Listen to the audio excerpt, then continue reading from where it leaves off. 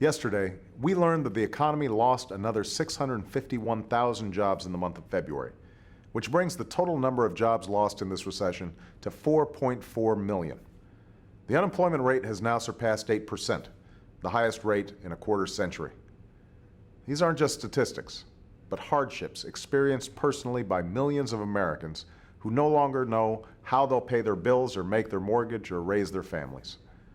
From the day I took office, I knew that solving this crisis would not be easy, nor would it happen overnight, and we will continue to face difficult days in the months ahead. But I also believe that we will get through this, that if we act swiftly and boldly and responsibly, the United States of America will emerge stronger and more prosperous than it was before. That's why my administration is committed to doing all that's necessary to address this crisis and lead us to a better day.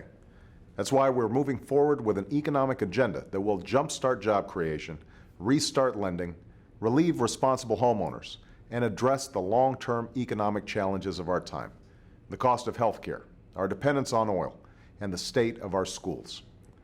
To prevent foreclosures for as many as 4 million homeowners, and lower interest rates and lift home values for millions more, we are implementing a plan to allow lenders to work with borrowers to refinance or restructure their mortgages.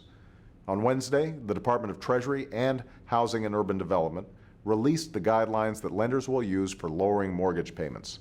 This plan is now at work. To restore the availability of affordable loans for families and businesses, not just banks, we are taking steps to restart the flow of credit and stabilize the financial markets. On Thursday, the Treasury Department and the Federal Reserve launched the Consumer and Business Lending Initiative, a plan that will generate up to $1 trillion of new lending so that families can finance a car or college education, and small businesses can raise the capital that will create jobs. And we've already begun to implement the American Recovery and Reinvestment Act, a plan that will save and create over 3.5 million jobs over the next 2 years. Jobs rebuilding our roads and bridges, constructing wind turbines and solar panels, expanding broadband and mass transit. And because of this plan, those who have lost their job in this recession will be able to receive extended unemployment benefits and continued health care coverage, while 95% of working Americans will receive a tax break beginning April 1st. Of course, like every family going through hard times, our country must make tough choices. In order to pay for the things we need, we cannot waste money on the things we don't. My administration inherited a $1.3 trillion budget deficit, the largest in history. And we've inherited a budgeting process as irresponsible as it is unsustainable. For years, as Wall Street used accounting tricks to conceal costs and avoid responsibility, Washington did too. These kinds of irresponsible budgets and inexcusable practices are now in the past. For the first time in many years, my administration has produced a budget that represents an honest reckoning of where we are and where we need to go. It's also a budget that begins to make the hard choices that we've avoided for far too long, a strategy that cuts where we must and invests where we need. That's why it includes $2 trillion in deficit reduction, while making historic investments in America's future. That's why it reduces discretionary spending for non-defense programs as a share of the economy by more than 10% over the next decade, to the lowest level since they began keeping these records nearly half a century ago. And that's why on Wednesday, I signed a presidential memorandum to end unnecessary no-bid contracts and dramatically reform the way contracts are awarded.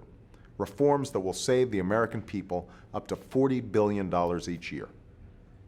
Finally, because we cannot bring our deficit down or grow our economy without tackling the skyrocketing cost of healthcare, I held a healthcare summit on Thursday to begin the long overdue process of reform.